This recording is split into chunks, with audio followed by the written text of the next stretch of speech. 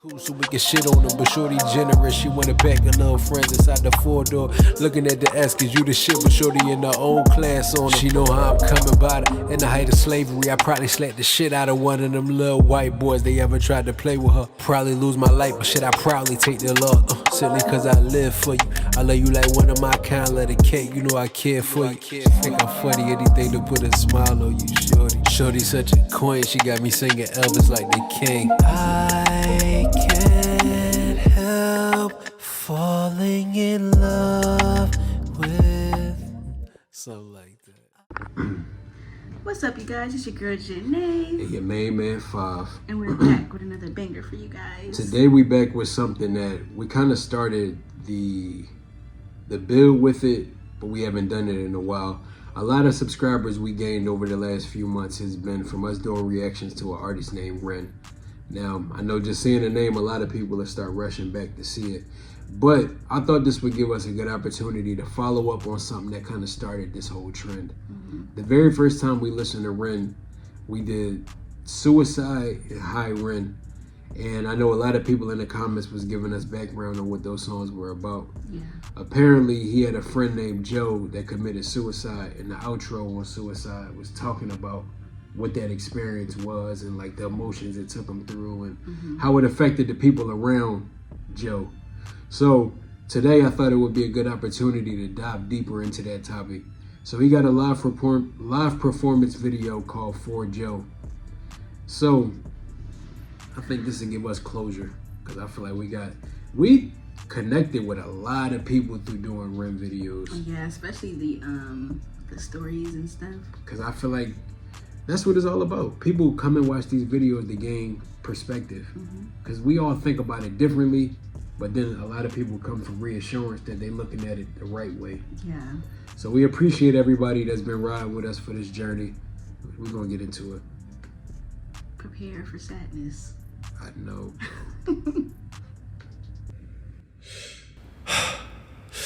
That's how you feel like when you start to put on his music. Like all right. Here we go, bro. We should have prepped for this.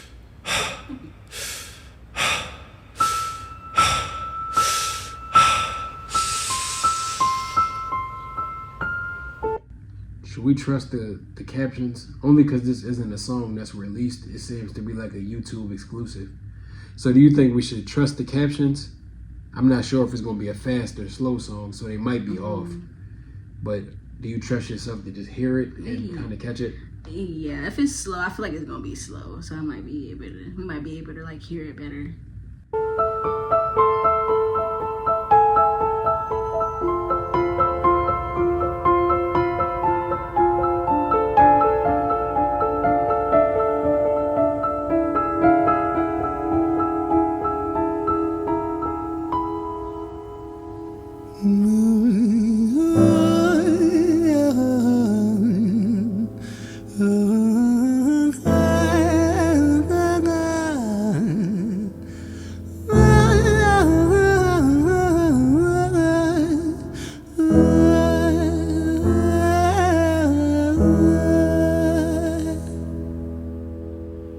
It's hard to take off from the ground when your wings are cut. Your stomach burns when you're drinking from an empty cup. You know the entire ocean came from my tear ducts. I see the world through Fibonacci sequences and double Dutch. I guess there's some that's born lucky, there's some that's not. I tried to cut away my bitterness, hatchet job. I locked my youth inside the... Nice. We didn't hear this before? I never heard it, unless you heard it on your own. Or maybe it's just because... I believe it feels the same way the outro on Suicide felt, so it might feel reminiscent, but we definitely ain't hear this one. I just like the way that he's explaining it, like just even some of the lines that he's already saying. He said your stomach burned drinking from an empty cup. That's some real shit. And the hatchet job. Or like, I think,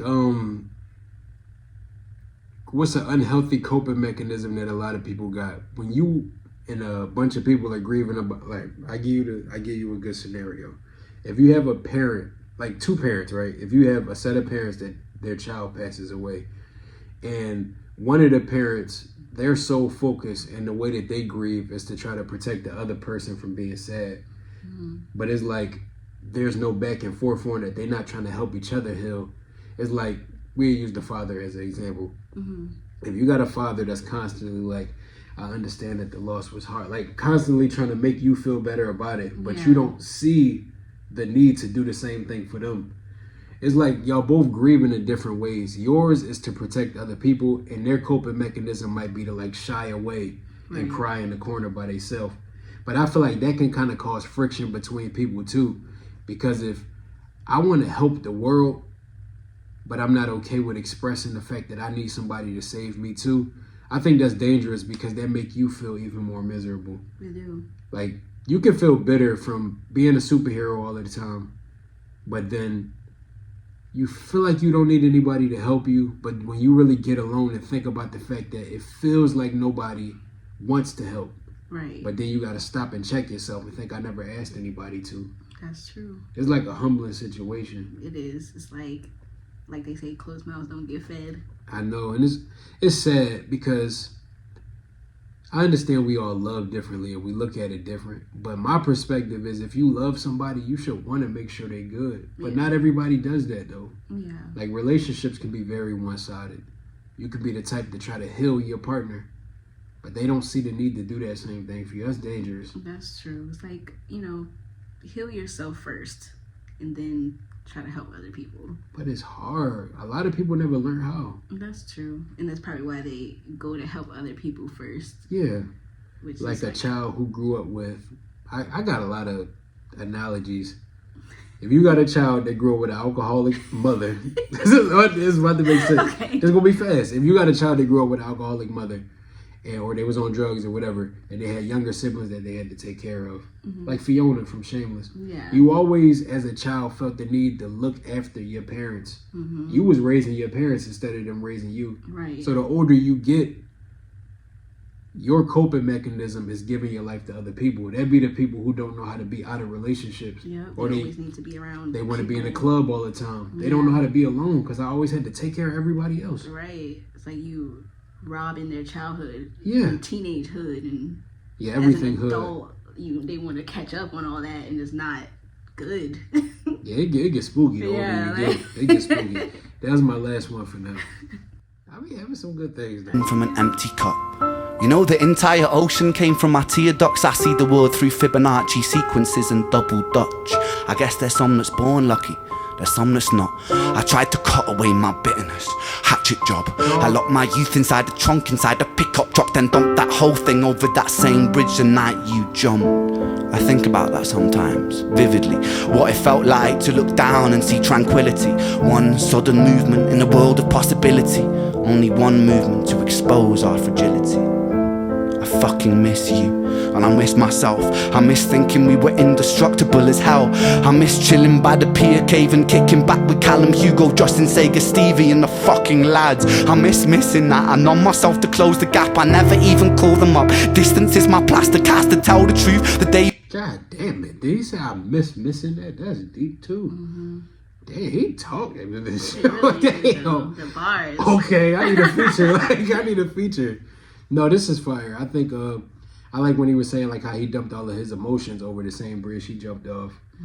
Like the way that I kind of remember what somebody is saying, I got to talk about it. That's just how my brain works. Yeah. I'm not one of the people that can just let the whole thing play and not say nothing, because I'm going to forget what I wanted to say. Same. But no, I really like that. And I like how he was saying, like, looking over it, he saw the peace that comes with the decision that he made, but understanding that I still got a fire in me to keep fighting. Right. Even though I understand your brain can lie to you and say it's peace and just ending everything. Or talking about like his healing mechanism, the way he copes with what they're all dealing with collectively, is to distance himself away from people that remind him of that situation. It's like, I miss missing you in that moment. But the only way that I can heal myself is to step away from everybody. Alright, I lied. If you was in a bad relationship, right? Which I have been in. Everybody has, right? If you was in a bad relationship and you and your ex had very close couple friends, no, I'm not you would hate to hang out with them. No, you would hate to hang out with them and they bring up what they got going. I don't want to hear that shit. Yeah. I don't want to hear that. Oh, did you see oh, it might be sensitive. And then, of course, I'm going to be like, no, just say it. And then you get sensitive. They getting married. What I did in Toxic R&B. Right. Lisa getting married. I don't want to hear that shit. First of all, bad friends. Oh, man. So why would you even bring that up around me? But they try to mask it like they were being considerate. They be like, oh, no, that's probably not something we should talk about. You already brought it up. Now I want to know. Because I hate people not saying what they want to say more. Right. You know how they say curiosity killed the cat? I am the cat. I got killed. With Callum, Hugo, Justin, Sega, Stevie and the fucking lads. I miss missing that. I know myself to close the gap. I never even call them up. Distance is my plaster cast to tell the truth. The day you jumped, my childhood jumped too. But I still can't find the angle. All I find is missing you, man, I miss you.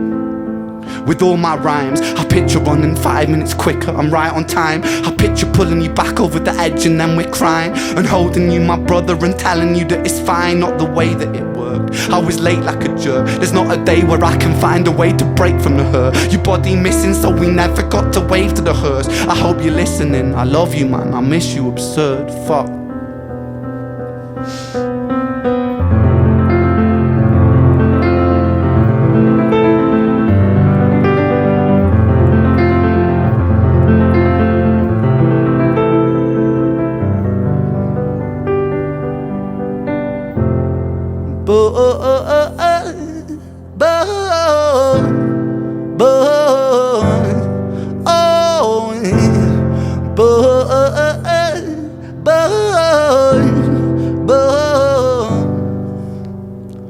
Another domino, it falls. Across the way another's born. How you're supposed to raise a child and give it courage from a storm. In a world that is confusing, contradictions pave our flaws. Some will say we're only human, others judge us for our flaws. Some get born in sheets of satin, some get by in tattered clothes. Some will die before they live, that's just how the story goes. But for those of us still with us, who reside inside our hearts, tell them proudly how you feel.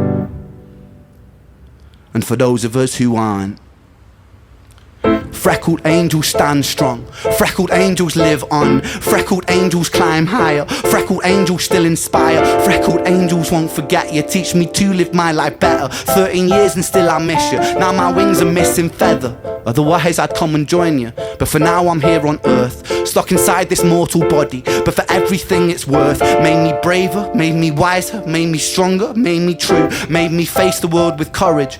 And that's all because of you.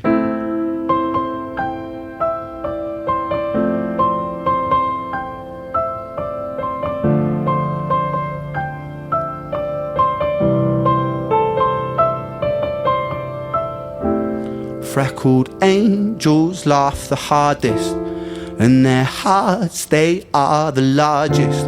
With their wings they fly the farthest, so I know you're gonna be okay.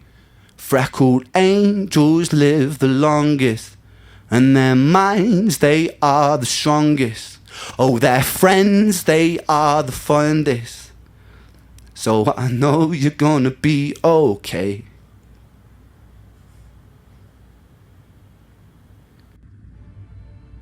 I know that was hard for him to perform. I got such respect for like the courage of certain topics that artists talk about a lot of the time.